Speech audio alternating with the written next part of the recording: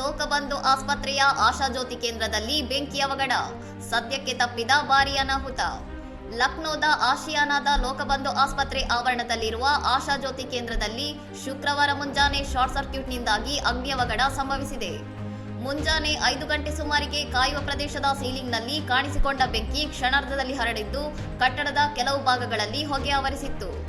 ಘಟನೆಯಿಂದ ಭಯಭೀತರಾದ ಸಿಬ್ಬಂದಿ ಕೂಡಲೇ ಎಚ್ಚೆತ್ತುಕೊಂಡು ಸ್ಥಳೀಯ ಅಗ್ನಿಶಾಮಕ ದಳದವರ ಸಹಾಯದಿಂದ ಸುಮಾರು 30 ನಿಮಿಷಗಳ ಕಾರ್ಯಾಚರಣೆಯ ನಂತರ ಬೆಂಕಿಯನ್ನು ಸಂಪೂರ್ಣ ನಿಯಂತ್ರಣಕ್ಕೆ ತಂದಿದ್ದಾರೆ. ಅದೃಷ್ಟವಶಾತ್ ಈ ಘಟನೆಯಲ್ಲಿ ಯಾರಿಗೂ ಗಾಯಗಳಾಗಿಲ್ಲ. ಆದರೆ ಈ ಹಿಂದೆ ಏಪ್ರಿಲ್ 14, 2025ರಂದು ಇದೇ ಆಸ್ಪತ್ರೆಯಲ್ಲಿ ಸಂಭವಿಸಿದ ಭೀಕರ ಅಗ್ನಿ ಅವಘಡದಲ್ಲಿ ಒಬ್ಬರು ಮೃತಪಟ್ಟಿದ್ದರು ಹಾಗೂ 200 ರೋಗಿಗಳನ್ನು ಸ್ಥಳಾಂತರಿಸಲಾಗಿತ್ತು.